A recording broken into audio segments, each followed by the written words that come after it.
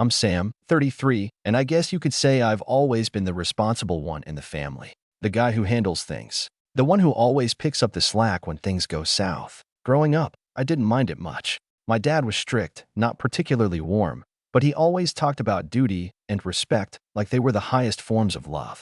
So I leaned into it. Got a job straight out of college, stayed away from trouble, and when my parents hit a financial rough patch about 6 years ago, I stepped in without hesitation. Paid off some credit card debt here, handled the utilities there. Eventually, I started covering the mortgage when Dad's health forced him into early retirement. He never thanked me. Not once. But I didn't expect him to. I wasn't doing it for praise. I was doing it because I thought that's what family does. You help each other. You show up. I guess I never noticed the shift. At first, my help was appreciated, or at least acknowledged. Over time, though, it became expected, then assumed. The tone changed. If I didn't send the money on time, Mom would text things like, "Bank called again. You forgot." Not "could you" or "would you." Just, "You forgot." Like I had failed in some obligation I never actually agreed to. Meanwhile, my younger brother Nathan, for years younger and still coasting on the fumes of he's just figuring things out, lived in their basement, rent-free, working maybe 10 hours a week at some coffee shop. When I asked once if he planned to move out or find a full-time job, Mom actually scoffed and said, "Not everyone is as obsessed with money as you are, Sam." That one stung more than I care to admit. Still, I brushed it off. Holidays came and went, and every year I'd foot the bill for decorations, the catered food, the wine, and, yes, even the presents for the extended family. I'd show up, get a distracted nod from Dad, maybe a nice sweater from Mom, and watch as Nathan basked in the attention for showing up with a six-pack and a story about how he almost got cast in a commercial last month.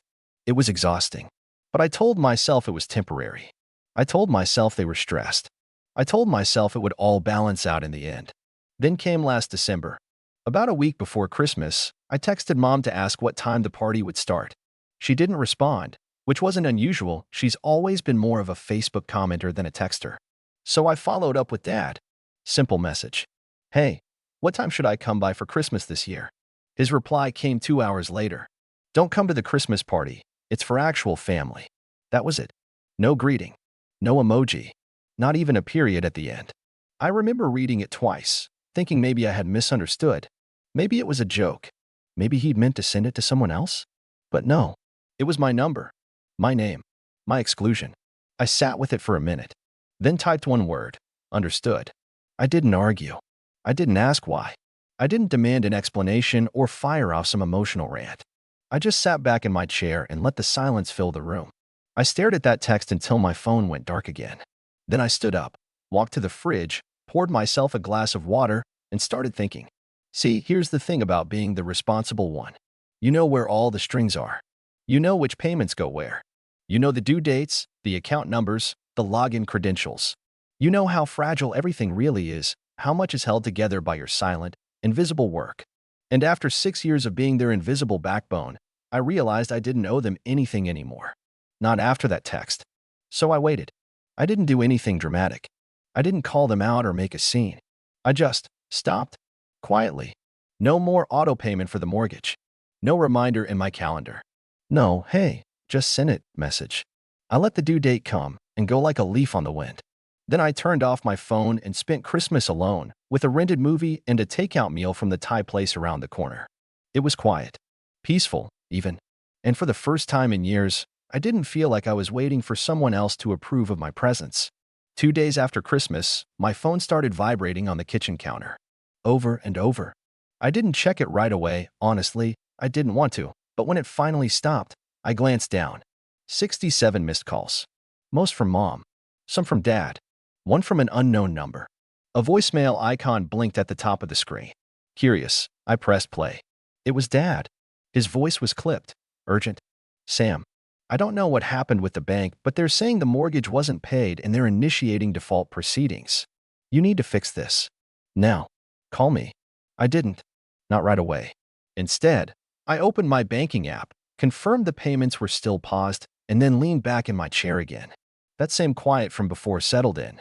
But this time, it wasn't lonely. It was powerful. I wasn't trying to hurt them. Not really. But for the first time, they were feeling what it was like without me propping everything up. And they didn't like it. That was only the beginning. The next morning, I woke up to 3 voicemails and a barrage of texts, some angry, some panicked, and a few that danced dangerously close to guilt tripping. My favorite came from Nathan, of all people. Dude, what's going on?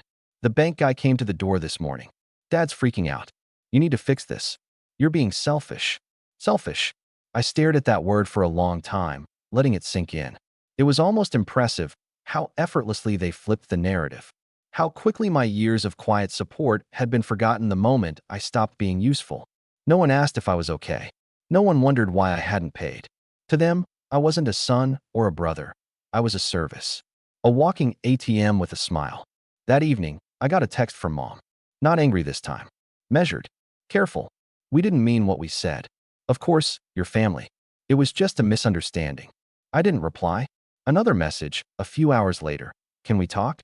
Please. This isn't like you. No, it wasn't. But I was starting to like this version of me. By the end of the week, they'd sent another dozen messages. Calls at all hours. Even an email, an actual email, from Dad.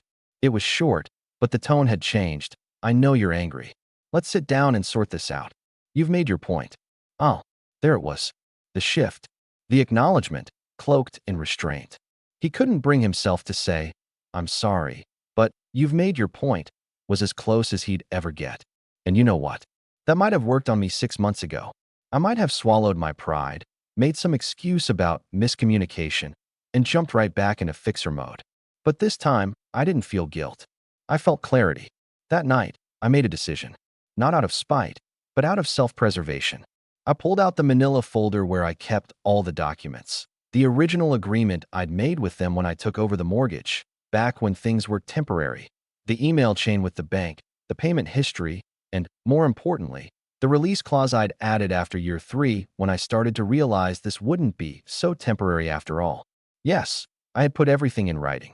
Because if you've ever been the responsible one in a messy family, you know the importance of documentation. The clause said, in plain language, that the arrangement could be terminated with written notice at any time, and that I held no long-term obligation beyond the payments already made. It was signed, dated, witnessed, ironclad, so I drafted a letter. Simple, formal, respectful. As of this date, I am officially terminating my financial support for the mortgage of the property at address. Per our original agreement, I have no further obligations. I recommend contacting your bank directly to discuss payment options. I attached the document, sent it certified mail, and CC'd my lawyer just in case. Then I blocked their numbers. I didn't do it out of cruelty. I did it because every time I saw their names on my screen, the anxiety came back like a tidal wave. Tight chest, racing heart, that pit in my stomach that had been with me for years. I realized I had been living on the edge of burnout for most of my adult life, and I wasn't going to do it anymore. That weekend, I took a drive. I hadn't planned it. I just got in the car and started driving until the city fell away behind me. I ended up in a quiet coastal town 2 hours north. Checked into a little bed and breakfast. Walked the beach at sunset. Slept for 12 uninterrupted hours. No vibrating phone. No urgent emails. No weight on my shoulders. The next morning, I sat at a cafe overlooking the ocean and opened my laptop. A few emails waited for me. Work stuff, nothing major, but one caught my eye. A generic notification from the county records office. A notice of default had been filed on the house. I sipped my coffee, read it twice, then closed the tab and leaned back, letting the sun hit my face. The world didn't end. I didn't collapse from guilt. I didn't feel like a failure. I felt free. Back home, things were unraveling. I didn't have to ask. Mutual friends started reaching out. People I hadn't spoken to in years suddenly checking in to see how I was doing. I knew the drill. The gossip was starting to circulate. Sam cut them off. They're losing the house. Nathan says it's all Sam's fault. The narrative was being spun, but this time, I didn't care. Let them talk. They told me I wasn't family. I just finally listened. And that's when something unexpected happened. A week after the notice of default, I got a call from a number I didn't recognize. I let it go to voicemail. Then another. And another. Finally, curiosity won out. I listened. It was my Uncle Mark, Dad's older brother. He'd always been a bit of a ghost in the family. Not really involved, lived out of state, showed up at weddings and funerals, but otherwise kept his distance. His voice on the message was calm, almost too calm. "Hey Sam, it's Mark. I heard what happened. Just wanted to say, you did the right thing. Your dad did the same thing to our mom, you know. Used her until she couldn't give anymore. You broke the cycle.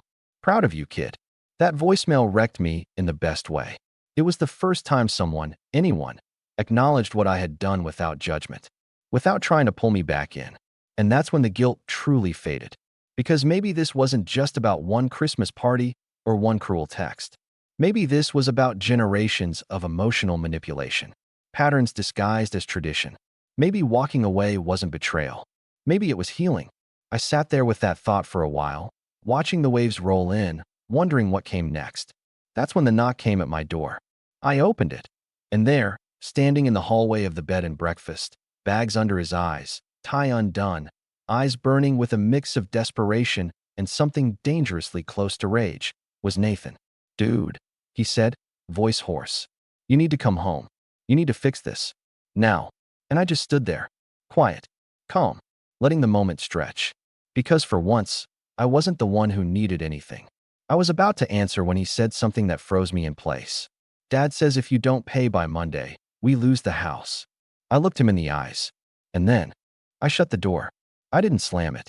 I didn't yell. I didn't even blink. I just closed it. Smooth. Silent. Click. He didn't knock again. Not right away. I stood with my back to the door, breathing in that quiet moment, waiting for the anger or guilt or panic to return. It didn't. My hands were steady. My mind was clear. I could still hear the ocean through the slightly cracked window behind me, waves tapping the shore like a metronome for my pulse.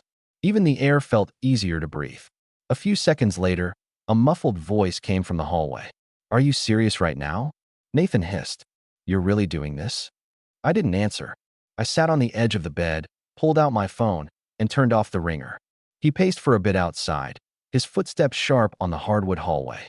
Then I heard the door next to mine open, followed by a hushed conversation, probably him renting the room next door. Typical Nathan. No plan, no luggage, just storming in on impulse. He probably expected some dramatic scene where I'd shout, we'd cry, I'd agree to fix it all, and then we'd drive back like nothing ever happened. Instead, I went to dinner. There was a little seafood place on the edge of town. I got the fish and chips, took a window seat, read a few pages of a book I hadn't touched in months. My phone buzzed once, Nathan, again, and I ignored it. For the first time in what felt like years, I didn't feel like I owed anyone my attention. When I got back to the B&B, it was quiet. No Nathan in the hall. No note under the door. Just silence. I thought, maybe he gave up and left. But the next morning, I found him on the porch, arms crossed, tapping his foot like a kid in trouble. "Sam," he started, before I even stepped outside. "You made your point, all right? You wanted us to feel what it's like without you. We felt it. But this has gone too far. Mom's not eating. Dad's losing it. They're gonna lose the house, man." I leaned against the doorframe. "It's not their house. It's the bank's. They're welcome to talk to them. You know what I mean." I waited. He threw his arms out. "Okay, yes." Dad was out of line. The text was messed up, but it was just words. "You're gonna let a text destroy everything." I tilted my head. "That's the thing, Nathan. It wasn't just a text. It was the final receipt. Years of being used, ignored, dismissed, and then that? That was the closure." He stared at me like he couldn't recognize the person standing in front of him. And maybe he couldn't. Maybe for the first time, I was standing in my own outline instead of the one they'd drawn for me. He stepped closer. "You don't get it. If they lose the house, I lose everything too. I live there." I couldn't help it. I laughed. Not cruelly, just genuinely. The kind of laugh that comes when you realize the punchline isn't even clever. "That's your problem," I said. "You think you live in the house. I've been living under it, holding it up, and I'm done." He blinked. "So that's it. You're just walking away." "No," I said. "I walked away the second Dad said I wasn't family. This is me staying gone." He was quiet for a long time. "I can't believe you," he muttered. "You're just like him." That one stung, more than I expected. But I didn't show it. "I used to worry about that," I said. "I spent years trying to be the opposite. But now I realize the real difference between us." "What's that?" "I clean up my own messes." And with that, I turned and went back inside. Nathan didn't try again that day. I heard his car pull away around noon. Part of me expected he'd come back, or send mom this time, or even get dad to grovel, but they didn't. Instead, the silence stretched and stretched. 3 days passed. Then came the letter. It arrived at my apartment when I got back from the coast. A thin white envelope, my name printed neatly in blue ink. No return address. I opened it slowly, already expecting guilt-tripping or veiled threats. But instead, it was a single sheet of paper. Handwritten. No greeting. Your mother's not well. The stress is making it worse. She says it's her fault you left. I told her it wasn't. You're a grown man. You made your choices. You made it clear where we stand. I just hope you can live with it. It wasn't signed, but I knew the handwriting. My father's. No apology. No acknowledgement. Just another subtle jab wrapped in fake concern. But something about the tone was different this time. There was no demand. No assumption I'd rush to fix it. Just a quiet bitterness. Like a man staring down the barrel of consequences he never thought he'd face. I folded the letter, put it back in the envelope, and tucked it away in a drawer. Not to revisit, just to remember. The next day, I got an email from the county registrar. The final stage of foreclosure had been filed. I didn't celebrate when the foreclosure went through. I didn't pop champagne or post some passive-aggressive quote online. I just sat on my couch, quietly, staring at the email that confirmed everything I had once believed was permanent was now officially over. It was a strange thing, mourning something I'd already grieved in pieces over the years. I didn't cry. I didn't feel triumphant. I felt hollow, but clean. Like someone who had finally scrubbed the last bit of grime from his hands after years of work he never agreed to do. The house went on the market within a month. I followed it out of curiosity at first, watching the listing pop up online. 3 bedrooms, 2.5 baths, charming colonial with mature trees and tons of potential. They staged it with some neutral furniture and good lighting, but I could still see the outlines of my old life in the photos. The worn spot on the banister where Dad used to rest his hand. The corner in the dining room where Mom set up the tree every Christmas I paid for. Even the scuffed tile in the kitchen that Nathan spilled red wine on and never bothered to clean, until I did. It sold faster than I expected. A young couple bought it. They posted a smiling selfie in front of it with their dog and a caption that said, "First home together. New beginnings." Good. Let it be that for someone. I heard bits and pieces about what happened after. From a mutual cousin who couldn't help gossiping over drinks one night. My parents moved into a small rental 2 towns over, closer to Nathan's coffee shop job. The rent was too high, but with no mortgage and a smaller place, they scraped by. Barely. Mom ended up in the hospital briefly, panic attacks, not a heart issue like Dad had implied. She was discharged after a few days. They didn't have great insurance. I suppose that was my fault too, in their eyes. Nathan bounced between jobs for a while, then started driving for a rideshare app. He never did move out. Last I heard, he was living on their pull-out couch.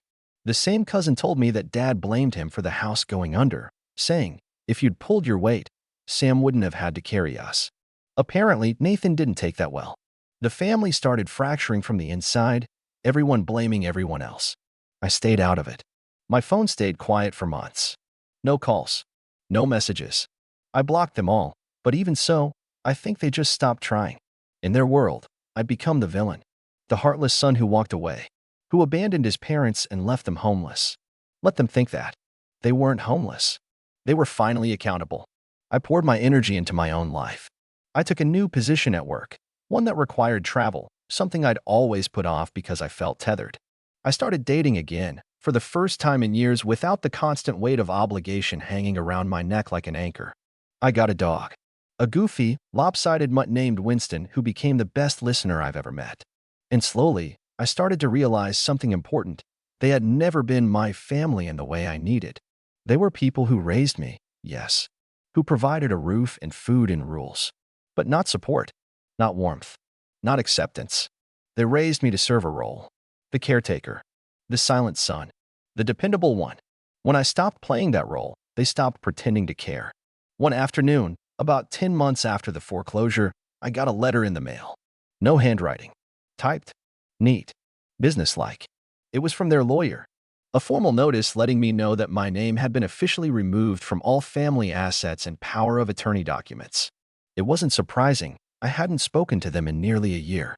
But it was the coldness of it that really struck me. No personal note.